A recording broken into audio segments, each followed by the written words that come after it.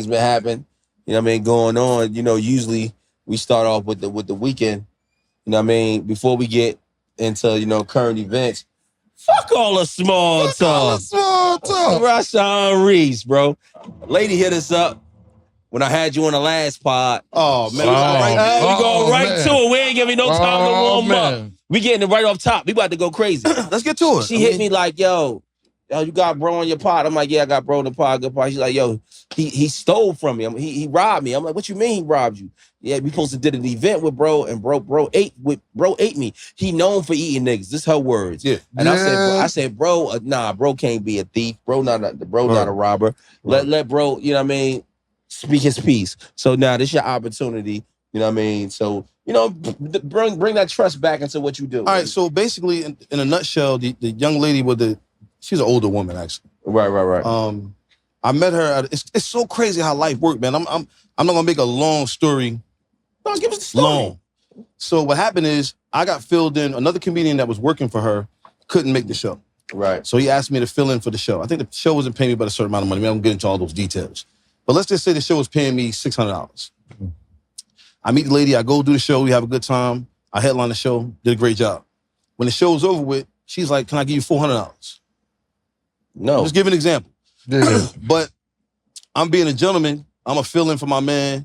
It was a light show, but you and I both know you're an artist. You already know how it is. If I show up and do my job, I'm supposed to get paid what I was supposed to get paid. My price is my price. She shorted me. All right. She did ask me, and I said, okay, no problem. So I'm going to show you how that comes back around and bites me in the ass. So long story short, we start talking, and we start kicking a little bit. She wasn't that bad looking of an older woman, let's just say that. So I start kicking it with her, and she invites me over. So I go to the house, we chilling. I'm trying to smash. I'm trying to hit, straight like that, right? When I get to the house, we chilling, we talking. She got her kids, but her kids is old. Motherfuckers walking around looking like LeBron James and shit. These niggas big as hell. Walking around, and she's like, God damn, this your son? That type of thing, right? So we just started talking or whatever, and then I found that she used to talk to a comedian, to a friend of mine. I had no idea they used to date.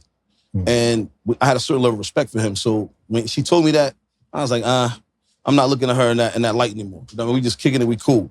So we just started talking about the business of comedy. She's asking me questions and so on and so forth. And we just started talking about doing shows. I told her I'm a stand-up comedian, but I also produce and promote shows and things of that nature. So she was like, yo, I'm looking to get into that part of the business as well. Right. So to make a long story short, she wanted to put up $25,000. Right then and there. She was like, I want to put $25,000. I want to do a big show, this and the third. Then in my mind, I'm saying, okay, I want to make this money.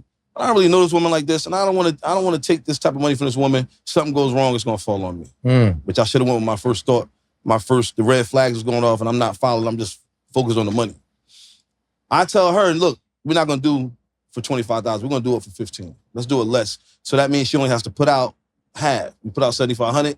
That books the comics, books the venue, so on and so forth. We get the balance from the ticket sales. So how long ago was this? Well, this is years ago, man. This shit like is 10 years ago? It's gotta be about 5-6 years ago now. Oh, Now it gotta be longer than 5-6 years ago, though. It's a while, man. But maybe 8 years ago. Yeah, it could be that long. Because this was like 3 years ago. We did our 3 years ago. So that's what I'm saying. So long story short, no, I keep saying long story short. So we decide everything. She calls me. We go over all the details. We put everything together. She says, listen, no problem. Come get the money. She worked for FDU or something like that at the time. I met her at her office. We sat down. We talked. We went over the numbers and everything. She cut me a check. I go cash the check, take care of the business. I put $1,500 initially down on the Sopak Theater.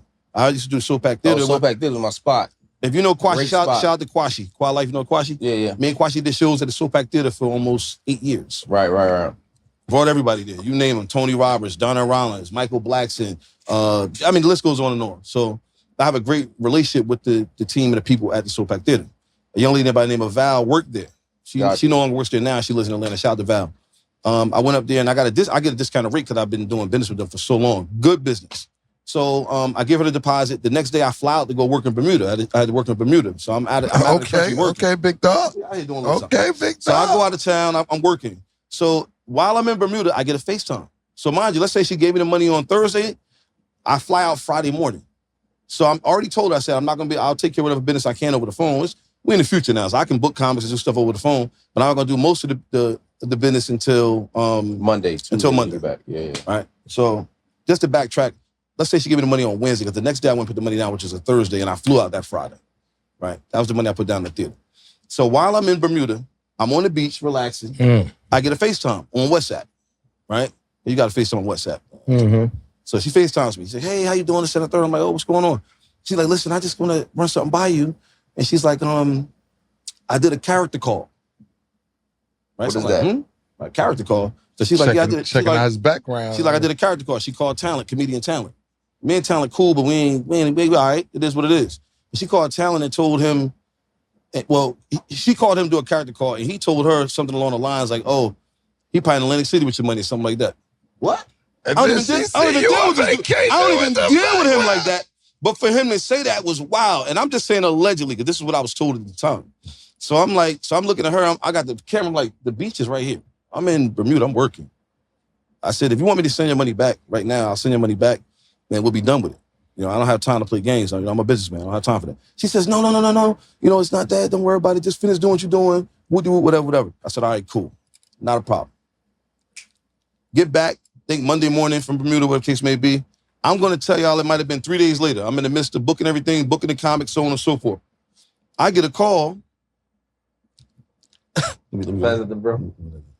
I get a call 3 days back from Bermuda, and this is the call. Oh, yeah, I want my money back. At this time, you already booked the venue. The venue's booked. I got a couple comics booked. Deposits done went out. I'm a comic myself. I took my deposit out as well. I said, man, what are we talking about here? We just spoke about this. I asked you, want me to send your money back? You told me no. I'm booking an artist. I'm booking a venue. I said, it doesn't work that way. That's not the way business works. She was like, no, I just want all my money back. I said, love, I'm going to give you an example. It's no different than if you hire contractors to do something at your house, to fix your house or what the case may be. They go buy all the supplies. They started working now. They started working in the paid workers. They're booking workers. They're getting all the supplies. It's over with. What are we talking about? Like, you said everything was cool. What's going on? So from that standpoint, I offered her a certain amount of the money back. She didn't want to do that. She wanted all the money back. I said, man, it's not going to work that way. So we ended up having to go to court over the whole situation. And the crazy part about this whole situation, I even had the lady come in, Val. Shout out to Val again. She came in as a witness and say, yo, he gave us the money for the venue. And I'm telling the judge, like, yo, this is not how business works. And my mistake, which I don't do I no longer do, if I'm doing business with someone as far as a show, especially when it's dealing with a certain type of money, what should be involved? Paperwork, contract, receipts. Anybody out there get you a contract. And I'm going to be honest with you, man, and I hate to say this, and my road manager's here, one of my close friends is here, Bones, shout out to Bones in the building. He'll tell you, and I don't mean this any disrespect to any women out here, but I don't like working with women, bro.